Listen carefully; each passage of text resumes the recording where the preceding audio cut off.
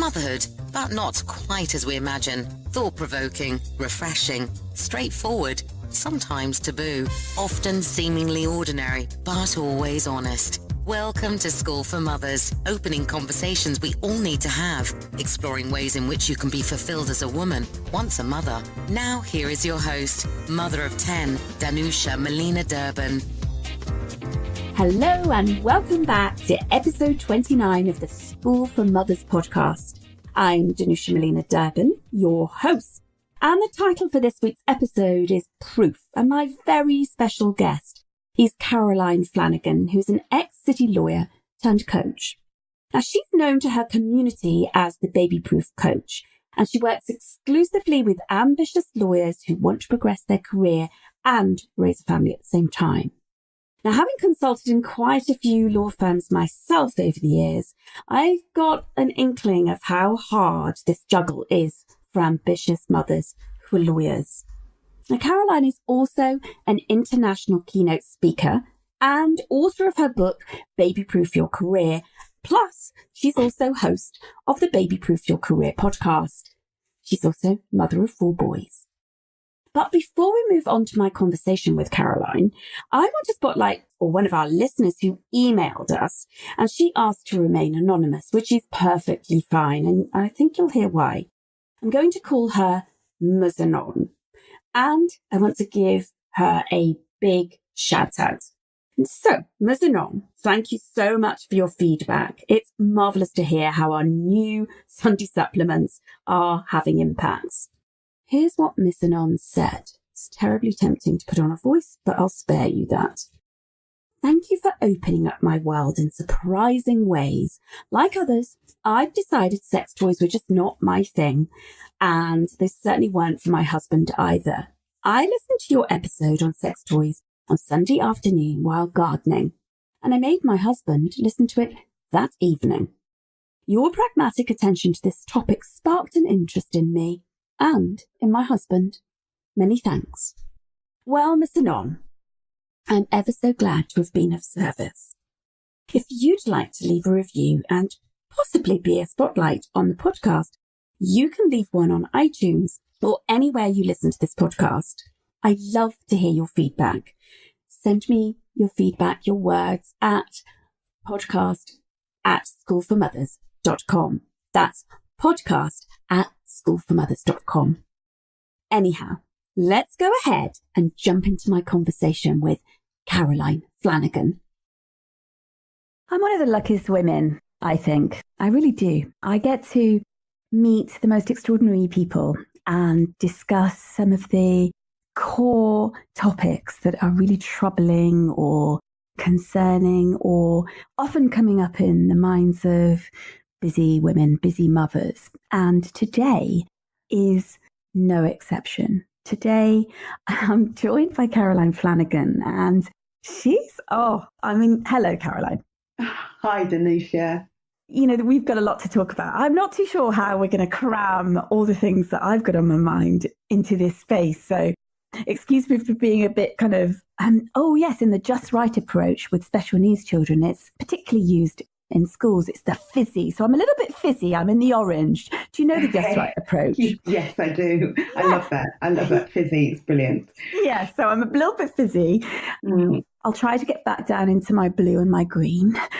But I've confessed, I want to cover imposter syndrome, having it all, ambition. Oh, there's lots. There's lots. Brilliant. And you're the perfect woman to kind of, let's put ourselves through our paces on these things. I want to know, where do you stand on the have it all debate? Straight in with the big core question. I love it. Let's start if we mean to go on. Yeah. I stand with that debate, and actually it's a phrase that I at a certain point stopped. I wanted to use when I first started my business, but I stopped using it because it made so many people really ragey and angry. Up in the red then. Yeah, absolutely right. And so whenever you came across having it all in the media, it was always so negative. So I kind of shied away from using it for a while, and then came full circle to be much more open and honest about what I really thought and what I really think, which is that women can have it all. I absolutely embrace this idea of having it all. And I think the conversation is wasted when it's about whether women can or can't have it all. And it should really, our energy should be much more focused on, well, what would your all look like? And what would it take for you to have your all, instead of this blanket idea that it's either possible or impossible, to actually engage on a much more personal and individual level with what it is, all it is really talking about what our dreams and aspirations are and whether that is possible for us to achieve. Yeah, I like the way you put this. It's a really funny old debate, isn't it? Where, we are consistently as women, questioned as to whether we can have it all, and men aren't, certainly not, it's not framed in this same way, even if it is framed to men or positioned to men at all. And so I'm hearing that you're pointing us to the all. Can you have it all? What's the all? And I'm wondering, what is the having piece? What's having? Yeah. Well, that's interesting, isn't it? Because so often, even the expression having it all is interpreted as doing it all. So that's the first thing I'd like to say. Is that, honestly, where you find, if I'm working with an overwhelmed mother or parent that is, who feels they can't cope, there's too much going on, there too much is being expected of them from work and at home, and they're getting lost in that battle, then the comment that, or the conclusion that leads to, is that women can't have it all, you just can't do both. And that is people talking about doing it all, trying to do everything. And if you dig a little bit deeper beneath the surface of a hardworking woman who's stressed and feeling that it's not possible, what you'll find is her trying to do everything, or you'll find her trying to do everything to an impossible, perfect standard. And that's what she's failing at. She's not failing at the having bit. So that's the first thing I'd like to say about the use of that particular verb, is to distinguish it from the doing, which is very, very different. And I would not advise anybody to do it all. That is definitely it's a killer, isn't it? It's an absolute killer. It's an absolute killer. And nobody wins, actually, because there are more things to do than there is time available, quite simply. Simple math. Yeah. On the other side, about having, what I like about that particular word is it talks about it as if it sets it up as something that's continuous, that's ongoing, almost that it's a doing thing. And that's always how I approach work-life balance, for example, that I say that balance is a doing thing, not a thing that you kind of, in one particular moment, you say, right, I've got perfect work-life balance.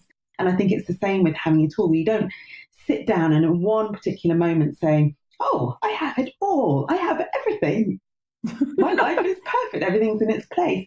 The having is that idea that it's an ongoing thing. I'm in the process of, I am in the act of working and raising my family, and I'm making the adjustments between the two so that I'm allowing those two to exist, allowing myself to have both those things, but that it's an ongoing process. It's something that requires work, it requires adjustment, it requires a sense of humor.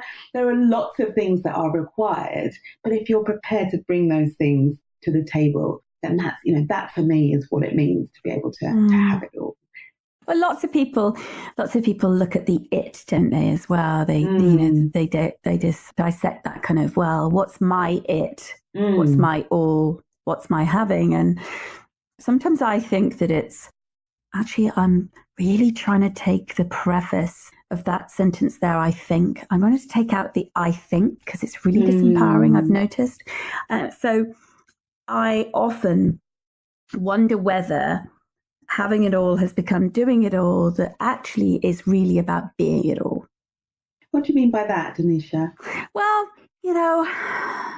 being all the woman that you are, rather than actually doing anything big, like having it all, was never about career and kids. It was really not about that. It was, when it first came, it was coined as a phrase. It wasn't particularly particularly about that, but it's been adopted.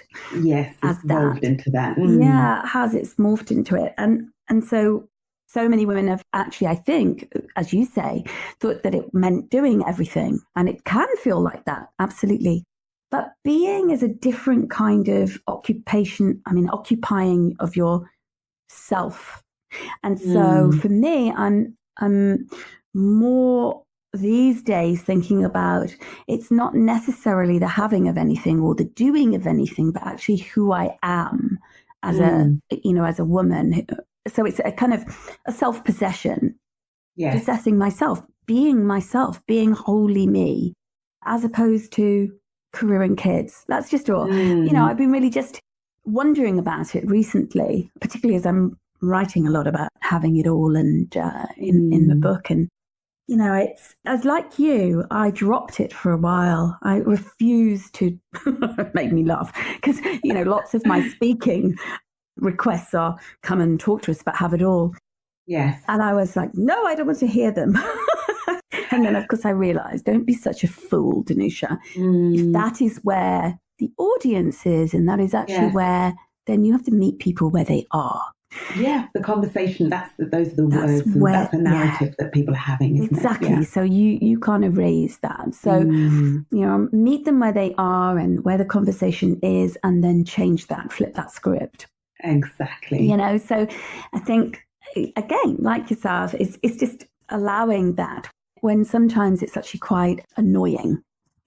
I think it's an annoying debate. It's been going on for decades. It won't die. And every time you think you haven't heard anyone say it for a while, another article crops up or somebody says, oh, you can't have it all, when they're just frustrated with a particular thing that went wrong that day. Well, it's a surefire media kind of bait click, isn't it? It is. It is, definitely. Whichever it is. I don't really. I'm obviously having a dyslexic moment. It made perfect sense to me. So we're on the same level. Well, the thing is, at a hormonal time of the month, it depends. I sometimes reverse my words. So, there you go. I'll just have to learn. Now, how do you have it all? What is your having it all look like for you? So the way I define it for myself, or the way it works for me, is this idea that I believe I have it. I have all I need in order to be happy, right? So I've got what it takes in order to make myself happy. And that's it's a subtle distinction that it feeds into the having it all, because it's the reason why I feel I can have it. But what it does is say that whatever situation I'm finding myself in, whatever challenge I face, or however difficult the day is looking like it's going to be, or frustrating, somewhere inside of me, I can find a way to work it out.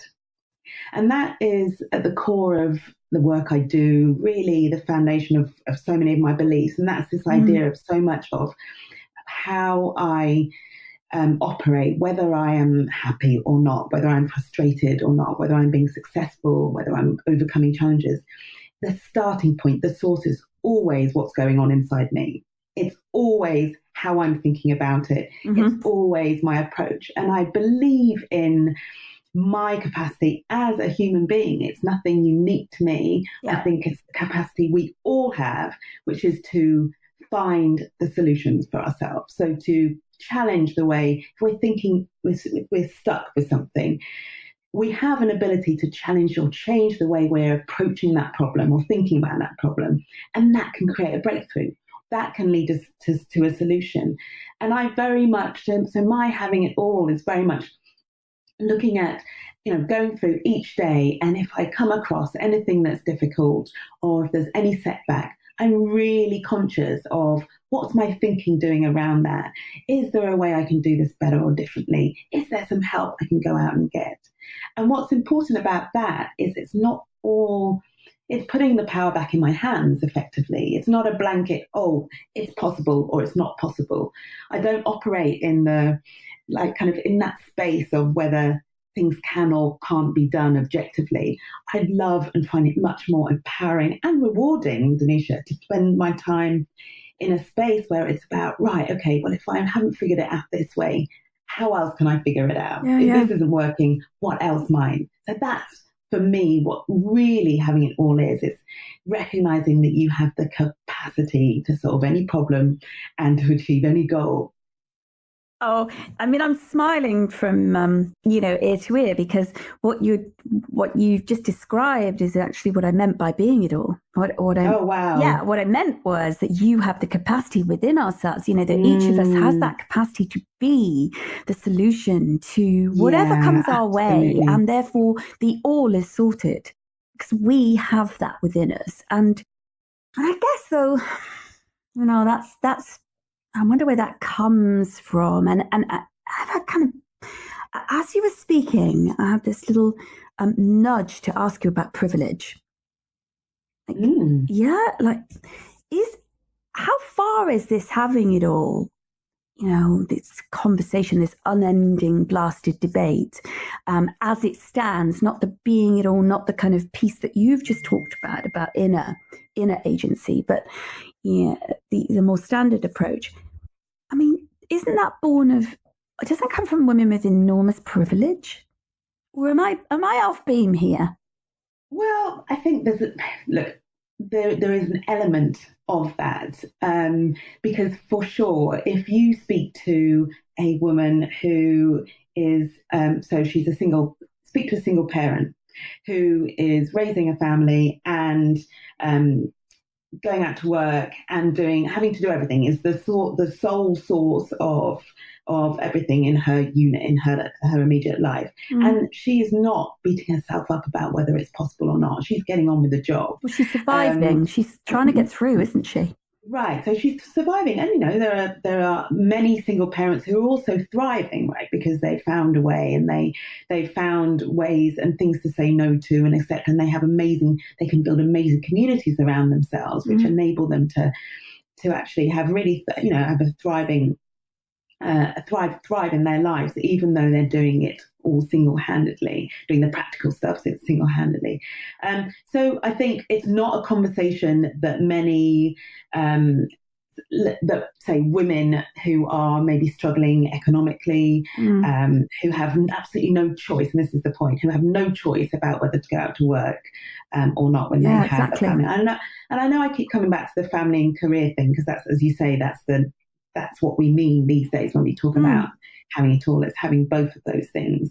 So it's definitely a luxury that I think if you are of a certain kind of level, economic level, where you might have a choice, for example, as to whether you work or not, you might have a partner who could support you, then definitely it's quite an indulgent conversation to say, oh, we can't have it all, and I'm just going to have to give up and let my husband support me. And, from that point of view, it does sound indulgent, but I don't think it's entirely that. I think it's actually says a lot about what we think about our lives generally, about what we think about our control over our lives, or our ability to influence the outcome. You could have a conversation with someone who doesn't, who's a young, let's say I work a lot with lawyers, a young professional lawyer, very ambitious to get to the top, and who's surrounded by lots of support, but actually maybe she's really lacking in self-confidence, or she finds it intimidating. And then if we actually engage on a conversation about whether it's possible for her to make partner, say, in that organisation, or whether it's possible for her to, we just had the marathon here in London, didn't we, at the weekend, whether it's possible for her to run a marathon in a certain times, whatever the goal is that we talk about, whatever our hopes and aspirations are, in us there is that doubt about whether it is actually possible. So the having it all, I think, is okay. On the one hand, it might be a privileged type of conversation in certain contexts, but it's actually no different to the conversation, the self-doubt, if you like, and the questioning we do around so many things that we would love to have in our lives, but which require work or aren't necessarily easy. Yeah, it's something I'm really committed to delving into as a white woman, to actually try to understand, particularly my own privilege and my unconscious bias around this, because I don't think that it's really it's something that I'm so unconscious in so many respects that I really need to be, actively looking at. So that's where I was asking. What's your sense of the privilege side of it? I'd be really curious to hear that. Well, I am a single mother, so I am, I am ostensibly the woman that you've just described, which is, at a practical level, not in a partnership, raising a lot of kids, running successful business, having this podcast, writing a book. I mean, Amazing. I am that woman. And you're a phenomenon. Oh, really, Caroline. That's not my point, but thank you for saying it. But, on the other hand, I bring many privileges to the table. I'm white. My access to opportunities is, there, very present.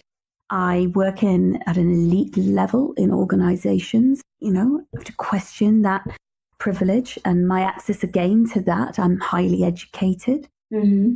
Yeah, I mean, I'm able-bodied.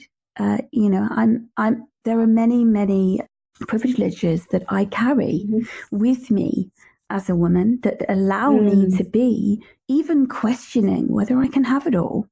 I never questioned whether I could have it all. I assumed I could have it all. And that's what I'm getting at. I mean, for me to stand, and I've written and I've talked about this, if we expect it, we can make it happen. And we have to uncover, Danusha, maybe it's not so bloody simple, woman. Actually, if you occupied a different territory, space, background, backstory, then maybe that simple mental shift of expect it, love, and it'll come. Yeah. Maybe it's actually not that damn simple. So, I'm interrogating myself less than interrogating you, because I'm actually not interrogating at all, as you know. But you're not. No, I'm not. But I'm bringing it to the table because I think it's so super important for us to have this be more complex than it can seem, really. Because I think it is more complex. I really do. Yeah, I mean, yes, and I it certainly has the layers and layers of depth to it. But and it's fascinating to have the luxury and the opportunity to explore those with you. I think one thing that jumped out at me is hearing what you were saying about the opportunities you've had and how well positioned you are to kind of expect to have it all. It does come back to that definition of what the all is. And I've had so much. I'm not white, as you know. I'm black, so that brings with it there's a different context there. Yes. But if I look at my upbringing and my journey to this point, it was the opposite of a privileged one. It was that all of those things that you talk about as being a position, putting you in a position of privilege, I certainly would not have had no bearing on kind of my upbringing, my childhood. And yet I was hugely focused on, I had certain goals growing up. And for me, that was it all. That was my having it all. So my aspirations. What kind of goals did you have, Caroline? So I was always been incredibly ambitious. Yeah. But so one of my goals was quite simply to get a phenomenal job that would pay me so well, I would always be financially independent. So a massive driving value for me throughout my whole life. And that's because growing up, it was a very insecure family environment. My parents never married. So and it was always very vague. My mother wasn't at all present. She would kind of appear sometimes and then not other times. And my dad was raising us, me and my brother, and then half siblings, but he was going out to work. He was a bus driver, and money was just this kind of holy grail that we heard, we knew other people had, but for us was very much, very, very hand to mouth. But I had this weird, a kind of a unique childhood in that sort of half my time was spent in a very poor, struggling family environment.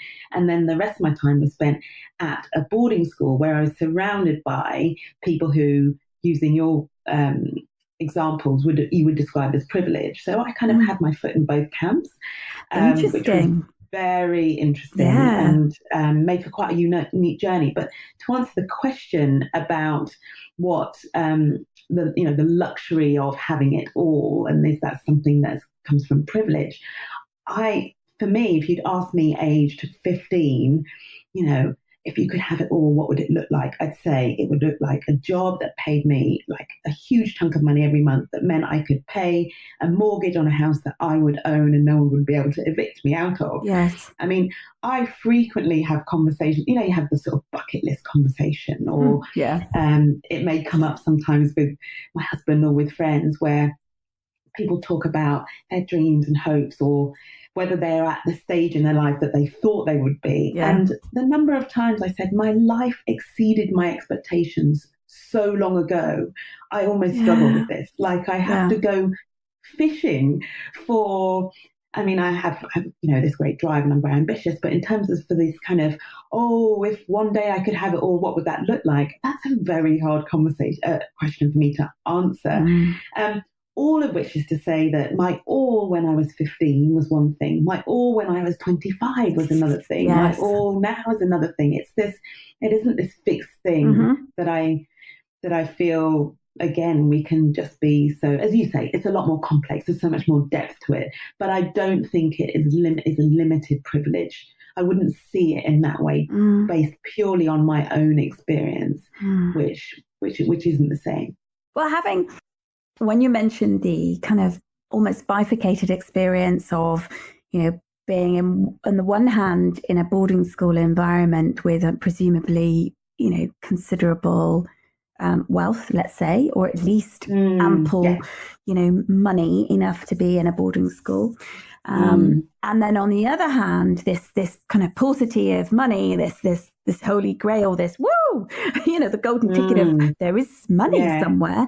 Really interesting. I mean, you're kind of reminding me of my kids because, my children, several of them went to boarding school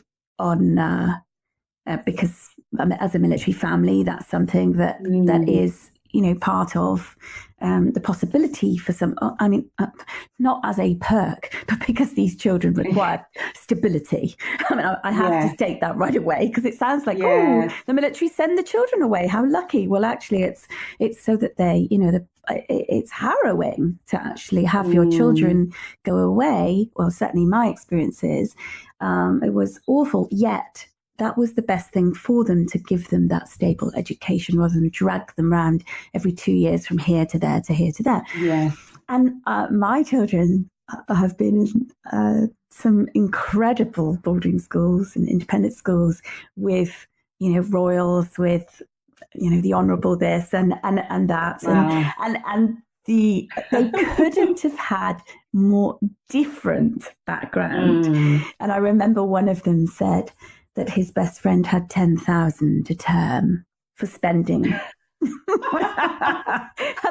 and I gave this son, who will remain nameless because I haven't got his consent to tell this, but he had £30. He had £30 a term. No, sorry, I beg your pardon, £60, £30 a half term. So that's what he was living with. He was seeing this. And all of them that went through that system saw that, and it has really equipped them, to be anywhere in life and to really value. They had to go get jobs. They had to, they had to wash up in cafes and and work and become actually quite entrepreneurial. So it's really interesting to hear you. What's it equipped you with? What did you find? The first word that comes to mind is resilience, actually. And that's because what happens if your home environment is one thing and your school environment is another, so where you're learning about the world and meeting other people, learning about other people is another thing. What happens is you start to not really fit in either place. And I would say I felt as alienated at home and a sense of not really sure if I belong as I did at school, and also like in my first primary school, I was also the only black child in that school. So as well as being from a very different background, I was also visibly very different. Yes, absolutely. So that was very, very, it was just very present. It was a big part of the experience. So as a result of that, and also so without giving away the secret of my age, Danusha, this is also a time where people, your average liberal middle-class person had a healthy suspicion of black people. Yes. And there was a certain stereotype, this is in the UK, a certain stereotype of what it meant to be black. And generally it wasn't a positive one. So when I was at school, some of the biggest compliments I remember being paid, and by compliments, they were intended as compliments. Yes. They weren't actually compliments, but they came from a genuine place, were things like, wow, Caroline, you're actually really nice. You're not like normal black people at all, for example, which just sounds heartbreaking, doesn't it? Like now to hear that, and I'm just so sorry. Of a 6-year-old, I went to boarding school when I was 6, and to think about that kind of, those are the kind of, that's what a compliment looked like when I was growing up at school. So as a result of that, you can go one of two ways. Either that kind of thing crushes you, makes you shrink so small that you become completely invisible. That's one response, isn't it? Is to be invisible. Or another one is to, as Richard's was mine, was to distract myself by just working very, very hard. And what I realized was that when I started to get good grades, or when I started to excel on the sports field or in art or whatever it was I did, I obviously got recognition for that. Yes. It was a big achievement. And I basically earned this enormous kind of respect and acceptance really at school through those achievements. But that took resilience, right? That took being able to take those comments and not let them steam, and not interpret them a way that meant, okay, I'm powerless, I can't do anything, I'm, everything I am is bad, and that's the end of me. I was able to take all that feedback, if you like, and turn it into something very positive for me. And I think that's probably the birthplace of my extremely strong sense of ownership and empowerment over my ability to control or determine the outcome of my life. Is that growing up and thinking, well, okay, I can't change the fact that I'm black. I can't currently change the fact that I'm poor, but what can I do? And then seeing how much agency I then had, and how much ability I had to change people's views. And then on the home front, massive, if not more, resilience, because I was very different to the rest of my family. You wouldn't have gone to school to go to university. That was never a natural trajectory in my family. And if you were a young black girl growing up in Birmingham, which is where I grew up, the chances were that by the age of 14, 15, 16, in your teens, you'd be having your first child. And same with other parts of my family. I had lots of family in London.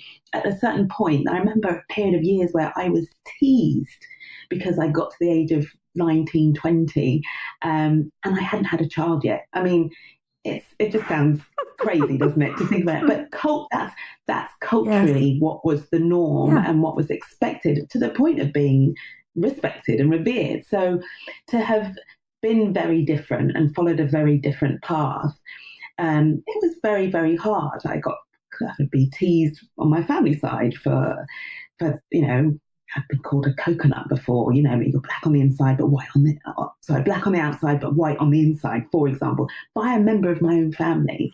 So how does that feel? And so you need to, I mean, how does it feel now? Yeah, no, how did it feel to be called a coconut? Oh, absolutely. I mean, the word even now makes my stomach kind of turn, because it is, so many interesting conversations we can have around that and what it means to be black, which is what that comment was meant to be about. Yes. It's like, you're not having kids, you're too busy with your head in books, and that makes you like a white person, not like a black person. I mean, just so interesting. So at the time, very, very painful, very, very hurtful, a sense of not belonging, a sense of, well, who am I? Because I'm not a white person either, because I don't really belong there, and the things they say to me at school. Mm-hmm. I mean, don't get me wrong, I loved being at school, and I think it was really important to clarify that, a bit like you talk about how much the boarding schools have given your children. Like, it was the making of me, and wonderful. Yes. But there was a price to pay every day in terms of feeling like not having a sense of belonging, and having to sort of dance between these two, back and forth between these two cultures, neither of which wholly defined me or that I completely related to. So very, very hard. And as a result, having to deal with that growing up, I really developed my resilience. That's definitely the key word. Well, it sounds like you became a mistress of code switching. I've never called myself that, but I like it. Yeah, so my understanding is very basic of code switching. But what I do know about it is that when when women of color, people of color are in the company of those who are white, that there even an accent might change, or behaviors. I mean, I love the way that Mars Lord, amazing doula, speaks about this. Hi, Mars. I hope you're listening. I know you do listen in. So, she's extraordinary too, and she's educated me. On a number of occasions, because I don't. I'm a bit of an arse around this. I'm really trying to not be such a white arse, but I'm still very much there. But as I listen to you, I'm hearing that dance between, not just in terms of the color of your skin and the cultural expectations, but actually, home environments, the extreme different environments that you grew in and were influenced by. And then there's you. I'm seeing this little girl with, a growing determination, a growing drive and ambition to chart your own ship, to, take your own pathway, beat your own drum, whatever the blooming metaphors are. I can see you. Yes, and really, that takes a lot, doesn't it? So how did that kind of interplay with feeling like an imposter? Because there's the seeds of it here, isn't there? Absolutely. So, and I now talk a lot about imposter syndrome, and in doing so, I share many kind of snippets of that story, my backstory. And the thing I always say is, my imposter syndrome is real, because I was an imposter. I was an imposter at home. I did not, an imposter in the genuine sense that I did not belong at home. It wasn't my natural environment. I was an imposter at school. It wasn't my natural environment. So it very much was born of, like, how did you get here? You don't fit. You're not the logical person. You're not doing what the rest of us are doing. How did you get here? And that, the classic definition of imposter syndrome, for any of your listeners who aren't aware of it, is that idea of, I feel like a fraud. I don't deserve my success or to be where I am. And any minute now I'm going to be plucked from, someone's going to tap me on the shoulder and expose me as a fraud, as someone who shouldn't be here, and expose me and extract me and put me back where I should be, where I truly belong, wherever that is. And you can imagine, as from the age of 6, this shy black girl in a school full of white people, where, they would, even the way they talked about their family and their understanding of how the world worked was different. So I'll give you an example that always makes me laugh. I have a brother called Calvin, who I'm very, very close to, and we have the same mum and dad. But my immediate next brother is he is 10 months. No, sorry, let me get this right. He is something like 2 months older than my full brother, I'll call him for the sake of differentiating. So there's like 2 months difference between the two, okay? Yeah. Which you and I know, and everybody who knows about how these things work, we all know that you cannot have two babies in the space of 2 months. You know, if you're having twins, they're born at the same time. And if other children, two other children are born within 2 months, it means they've got different mothers, Yes. okay? Now, I didn't really, at the age of 6, 7, 8, I didn't really understand that. So I just remember saying, oh, yes, well, I've got these two brothers and it's amazing. They were born within 2 months of each other. People would say to me, that's impossible. That can't be. And I'm like, yeah, no, that's because it was so fractured. My childhood and our family unit was so, I didn't even really understand that I couldn't have two brothers who were 2 months apart, that one of them had to be the result of an affair or a fling. Do you know what I mean? Yeah, So I'm with you. Like, even just my understanding of how the world worked was out of sync with the environment in which I grew up as this child. So there were these constant reminders that I didn't belong or wasn't like everybody else. And it felt like then, as I made more and more of these kind of massive faux pas, social faux pas, saying things that couldn't possibly be true, and showed that, you know, it just sort of exposed how kind of strange and different my family situation was. It meant every time I did that, it was a bit like being scolded. I'd then be really scared about the next thing I said in case that would expose me again, right? In case that would be more proof that I didn't belong. And that's exactly what the whole imposter syndrome that we might experience in our work or in an organization or wherever it is, where people feel they're in a place or they're at a level, but they don't have a sense, they haven't caught up with themselves in terms of where they see themselves. They still see themselves as belonging, as not achieving, as someone who's nervous, who's someone who doesn't have the right skills, but they're actually in a place where they've been recognized as having those skills or recognized as being valuable. So that's exactly what my childhood was.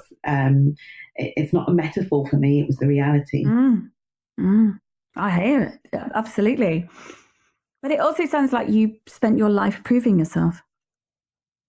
Oh, for sure. And that's one of the negative effects of imposter syndrome is that constant obsession, stroke drive, stroke obsession with, and it's not actually even so much trying to prove yourself and prove that you do belong. I think it's much more about trying to avoid being exposed, because that's the most painful thing. Avoid somebody saying, actually, you're in this school, or, you know, you're at this university, we've just realized you shouldn't be here at all. And that the idea of someone saying that and taking you away from that environment is the most painful thing. And I'd say that was more of a driver than if I achieve that, then you will believe in me. Because I was surrounded, Danisha, by people who believed in me. Yeah.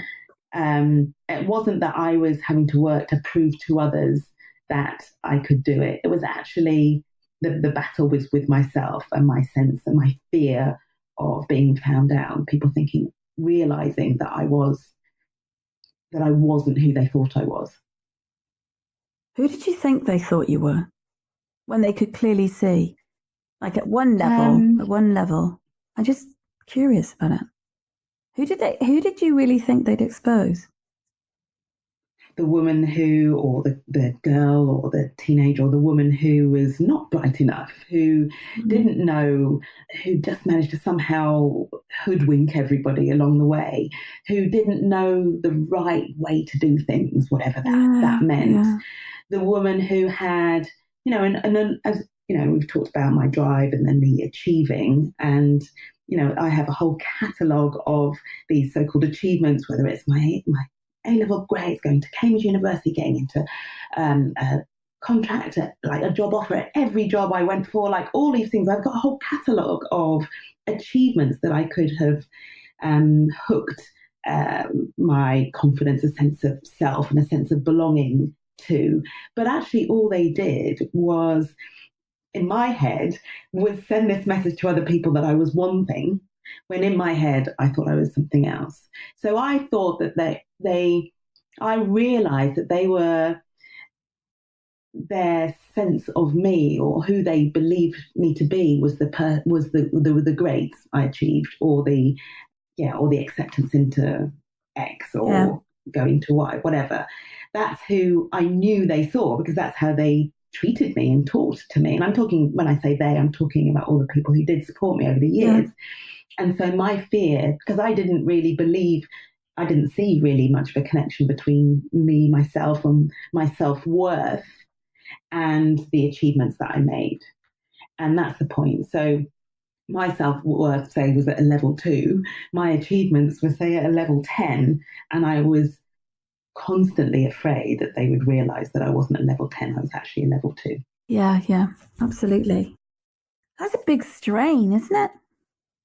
It's exhausting. Yeah, God. And that is what people who suffer from imposter syndrome suffer. It is emotionally very exhausting. It drives you to, drive's a wonderful thing, don't get me wrong, but when you are in pursuit of a level of perfection because you don't want anyone to see any cracks, you don't want to give any clues away that you may not be what people think you are, it is emotionally and physically exhausting. For sure. None of us are that curated, fabulous, front of house self. None of us. No, we're all fragile, humans with wounds, with sadnesses, with things that have gone wrong that we're trying to make good of, that, with our own story, right? Our own story of our own places where we don't fit. Yes. There is, when I talk about my childhood, and it's not something that, lots of people can't relate to that. Some people can. And it's not about saying, oh my goodness, this is painting such an awful picture and saying, oh, this is what I'm like, and I'm not perfect. It's actually just saying this is an example of how the way we see ourselves can be so different to how we think we see other people. So it's one of the things with imposter syndrome is it's like comparing your inside with other people's outside. So in the same way, people might compare themselves to Instagram feeds or whatever, someone who looks perfect, and they use that as they take that as the reality for the other person. But when they're looking at themselves, they look at their wounds, they look at their weaknesses, they look at their irregularities, they look at their failures. So you're not comparing like with like. Of course, we all are these imperfect, beautiful human beings that have things to celebrate and things to not so much regret. I don't believe in regret so much, but things to reflect on and learn from and use to kind of improve our lives going forward. We're all really, really complex. The important thing is, and that's been my journey to imposter syndrome, and what the message I share is to recognize that those thoughts you have about yourself, they're just thoughts, and they are thoughts that have come, they're there for a reason. Certainly me suffering from imposter syndrome, there's a good reason why I do. It all came from that experience, but it's still just a thought, and I can choose what to make that mean. So I can choose to make that mean that I'm less of a person, like at the age of, all right, I'll come clean, at the age of 46, I can choose to make my imposter syndrome mean I'm somebody who's less than, that should hide away and can't go on anymore. Or I can choose to simply make it mean that I had quite an interesting journey to this point. Yeah. And when I feel, because I still suffer from imposter syndrome, when I have those moments where I'm trying to achieve an ambitious goal, I'm stepping up to, or I'm doing something new, or even starting the podcast. When I have those imposter syndrome moments, to remind myself that it's just a thought and a feeling that I have because of my journey, because of who I have, my evolution, if you like, over the years. And that doesn't have to mean that I can't succeed. Exactly. It doesn't have to mean that I shouldn't take the next step. In fact, it's the opposite. It actually means that I'm on the right path. And I always use my imposter syndrome now as a sign that it's something I need to do, not a sign that I should hide away and not do it. Yeah, it's a support system for you in some ways, isn't it? It's a trigger that you something to be so very aware of that it can inform you. In all sorts of ways, I would imagine. As you were talking about the fact that these are merely thoughts. They do not make you who you are. They're a process for you. I've been recently reading Professor Steve Peters' great book for children called My Hidden Chimp. And I really recommend it. It's so... I'd love to read that. Oh, it's amazing because he talks about, and I don't want to make a complete muck-up of his beautiful book. So I'll just leave it at that. He talks about that we have the two parts of our brain, and one is the chimp. And so it's when the chimp takes over. And what we're really talking about with the imposter syndrome piece is the actual part of the brain that is the chimp brain. And unless we actually, learn about the various pieces of the brain and how they work, then we are overrun by that chimp. I totally recommend it. Yes. What's the author's name again? Professor Steve Peters. I wonder if it's it's fascinating. So I've just read a book called Your Brain at Work.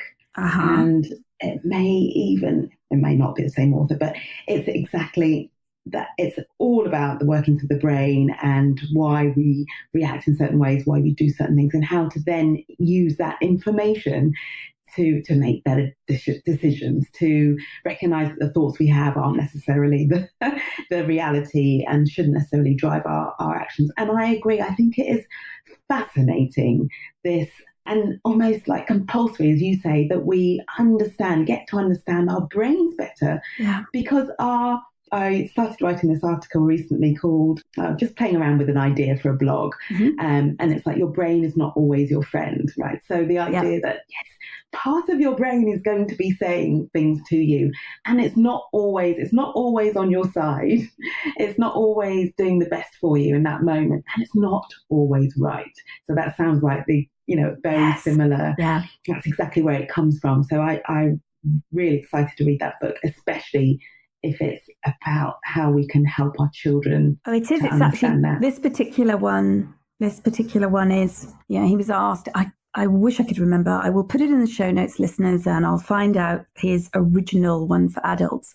But this one it's got the most beautiful visuals in it. It's fantastic. I wanted to check it through for my triplets, who are 6 now, Caroline. But basically, wow. I know they're coming on. But basically, I wanted to check it through to see if it would be good for them, and it's actually be fine for the teens as well. So it's wonderful, and it really puts things in perspective that we're not those thoughts. We have two. There's two of us in our brain, and it's if we allow the chimp, it'll take over. It will take over.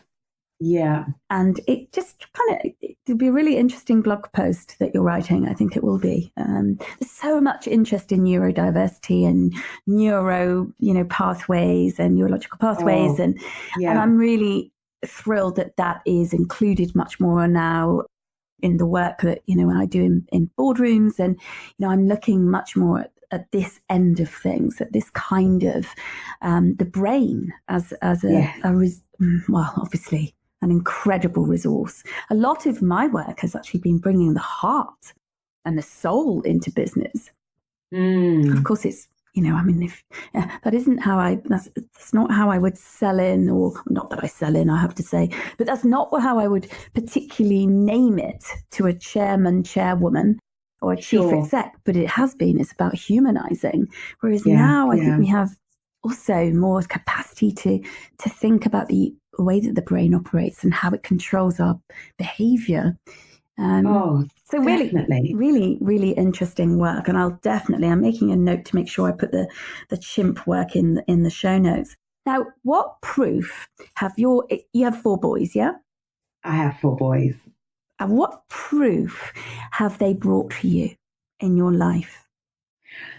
They prove, that life will exceed your expectations, however high your hopes are.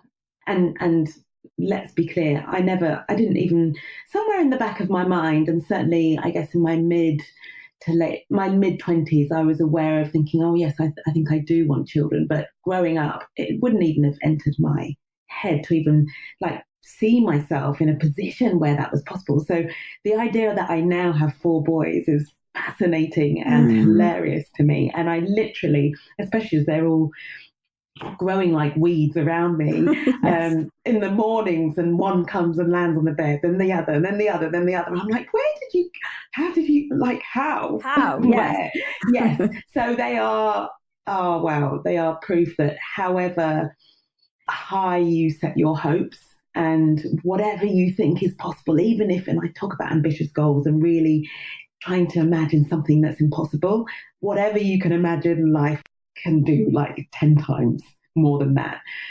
That's how much of a delight and a treasure and a gift they are. And it's something, I feel definitely every day that life will just surprise you, because I don't feel that other things in my life, I look at where I am, professionally, even in my marriage, I can see that's the result of work and action. But to have been blessed with 4 boys,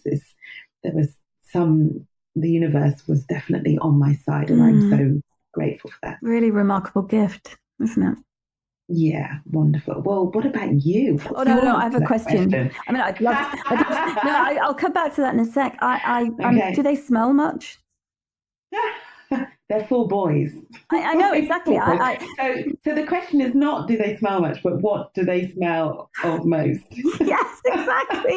Well, I had 4 boys, my first batch of children. I mean, then I had Harriet just after. Well, the first 4 boys, were they? Yeah. In a row? Yeah, 4 boys in 4 years. I didn't realise. Oh my goodness, right. So I really know about 4 boys. Yes, feet and farts is my experience. Feet and farts. Oh, God. I don't know if we'll need an explicit on this episode, because we've just done that. At least we haven't said another F word. Yes, exactly. Not yet. That's definitely family friendly. Those are both family friendly words. How old are they? They are. So I have to think about it, because we're about to have a double birthday. 2 of them have the same birthday, even though they're 5 years apart. So we have Max is 7, Luca is 9, Noah is 13, and Dylan is 15. But they're about to be 8 and 9, 14 and 16. So it kind of will all shift again very shortly. But yes, 2, under the age of 10, and then 2 teenagers. Yeah. Yeah. So you will possibly miss the whole lot in teenagers. You probably won't get all of them in teens. No, not at the same time. No. Yeah, which is a blessing. Which one that I'm guessing you didn't have. It may. Well, no, I think they were all teens. Actually, they were all teens. I think not that it makes any difference. I think it just. Sometimes I think about the timing of having children. I mean, again, that is a luxury. I mean, for those of us that can possibly think, I'll time this, there will be listeners laughing at that notion, because actually even, there's a whole backstory with my pregnancies that it would appear that I just looked at a man and I was pregnant. That's not quite the case.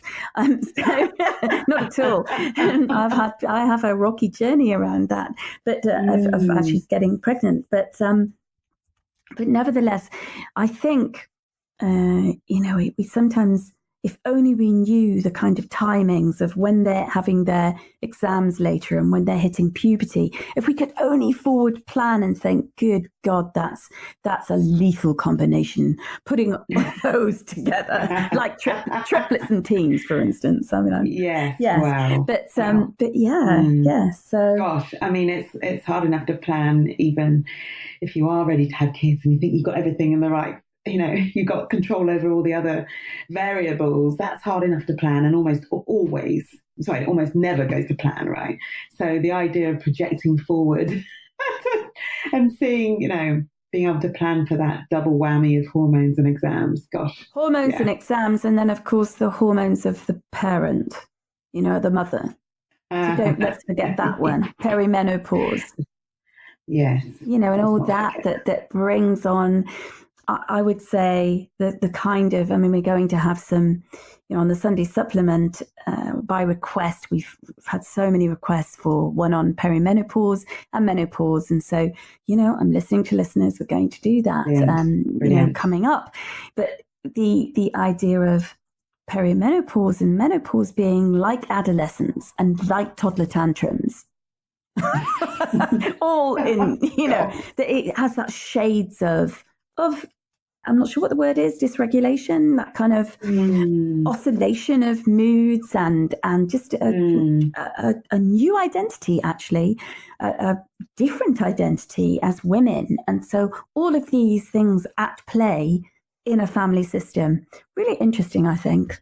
Really interesting to surf, and enjoy and grow through. I love that your metaphor was surfing on a wave. Mine in my head, I was thinking of being on a battlefield, and there being mines going off, and you have to get from A to B, and you're ducking and diving, then you're throwing a few grenades in yourself. I was more thinking of a battlefield than surfing the wave, but I like that metaphor better. Well, you fall off a lot, but yes, there's a bit of crashing and yeah, exactly. And I think actually is a really good point that you've just made, Caroline, of the kind of, even though it's actually hilarious, throwing in so many metaphors. I have no idea where I'm having a metaphor day, but nevertheless, apologies. But the fact is, it is also, it informs us what kind of metaphors we work with. If we are in battle, if we are in a battlefield with, I've got to dodge those bullets, dodge those bombs. I know somebody that says the way that he operates in his work and the way that he, kind of deals with pressure of deadlines, crocodile nearest to the canoe. That's what I have to do. It's like, canoe? Wow. Crocodiles? Wow. Yeah, Gosh. but it tells us something. So I think when we become conscious of what's the metaphor I'm currently living? Well, how am I seeing family life? How am I seeing my career? How am I seeing myself right now? What is it? What are the conditions? Because again, then we can go, well, how if it's not actually? Is that serving me? And also, is that serving? Exactly. Yeah. Is it serving? And that's the point of metaphors. And I think what's effective, that even thinking about that the minefield, the battlefield one is, you can look at a metaphor and it may seem to come from a negative place, but actually it could be, and actually think about the crocodile and the canoe, but actually the role of the metaphor is just as much, it's like a starting point. Like it's the point from which I know if I have this metaphor, this mindset that I am the crocodile nearest to the canoe, then that's going to propel me to the action. So it's actually serving you to perform the way you to show up the way you need to show up. So I love that about it, that metaphors can be used to not just as a reflection even of how you're seeing things, but also to put you in the right state. Absolutely. For him, he's in the canoe and he thinks he's going to be eaten by a crocodile. And he's in the canoe. He's not the crocodile. He's not the crocodile. Right. He's in the canoe, and he's actually like, I better get this bloody piece of work done, otherwise I'm going to be eaten by that dirty great crocodile. Crocodile often being somebody else or some looming deadline, and it works for him. For me, that's, I don't want to live a life that me in a canoe. Like it's, I don't want to have crocodiles around me. We don't want canoes. We don't want to live in canoes. Yeah, I'm not a canoe. I mean, I used to be kayak. Lots of kayaking experience. But the fact is, it's too small. It's too, for the crocodile. I don't want to be under siege. Like I might get my leg bitten off. I choose a different one. And even just to always be operating from that position of fear, which sometimes is helpful, but many times is not. And to see, I'm going through this sort of a phase of focusing at the moment, like actually to move much more towards operating from a position of, I'm thinking of like, say, deadlines that come up or the kind of things that normally really spur me into action because I know something's looming and I've got adrenaline and it's that kind of behavior. But actually to say, well, what would this be like if I was, say, preparing for my next presentation, not from the position of fear of, I need to make sure if this isn't great, then they'll be disappointed, or if this isn't the best presentation I've given, then I'll be disappointed, the kind of big if, and much more, actually, I'm going to operate from the position of, I wonder how brilliant, from curiosity, how good could I make this? Like, how far could I go? Much better than, if I don't go far, something bad will happen. That's what I'm enjoying. Curiosity and excitement and adventure and possibilities, Definitely. isn't it? Rather than Definitely. being got Yes. like, ooh, Yes. on your back foot.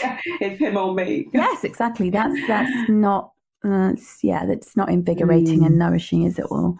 Yeah. Oh, we could talk forever. You do realise that, I don't you? know, I do realise that. I'm glad you're in control of the time because I'm not. I would just sit here and answer questions all day. Oh, thank you so much for this far-ranging, really deeply, just wonderfully you conversation. It's been an absolute pleasure, and I hope the listeners love it as much as I have. I'm sure they will. I'm sure I'll get lots of emails, and yeah, thank you. Thank you, Caroline. Oh, thank you. Thank you so much, Danisha. It's been an absolute pleasure. Loved every minute. Yeah, lots of love. One of the joys of hosting this podcast is I never truly know where a conversation will go, and today's episode is no exception. The idea that having it all is a white educated woman's privilege. Well, I'm looking forward to expanding my understanding of this for myself as a white privileged educated woman, because I am committed to facing that privilege over and over. And today's conversation with Caroline certainly triggered new ideas for me on that. But how was it for you? Let me know by writing to podcast@schoolformothers.com. I'd really like to hear what thoughts it might have triggered for you. In a way, next week's episode links to today's conversation because my guest will be Christine Armstrong, who's author of The Mother of All Jobs, and our episode together is called Lies. Now, she's on a mission to blow apart all the lies about working parents and instead dig into the truths of what actually works. I've no doubt our conversation will be a breath of fresh air. I really have. I've no doubt our conversation will be a breath of fresh air. But before I let you go, have you subscribed to this podcast? I feel like some advert. Have you subscribed to this podcast? Anyhow, it would be really great if you did. And because I'm greedy, I'd also adore it if you could give the show either a rating or a review or even both. There you go, greedy me. You'll never miss an episode if you subscribe, and you can subscribe on iTunes or wherever you listen to this podcast. Listeners, that's it till next week. Same place, same time. Some would even say same shit. Meet me here. Thank you for joining us again. Have a great week. Thank you for tuning in to the School for Mothers podcast. To continue the conversation and keep your dose of inspiration up, head over to schoolformothers.com/podcast, where you'll find bonus content from Danusha and a guest on habits, recommendations, books, best apps, time-saving secrets, life hacks, health, sleep, and anything in between. That's schoolformothers.com/podcast.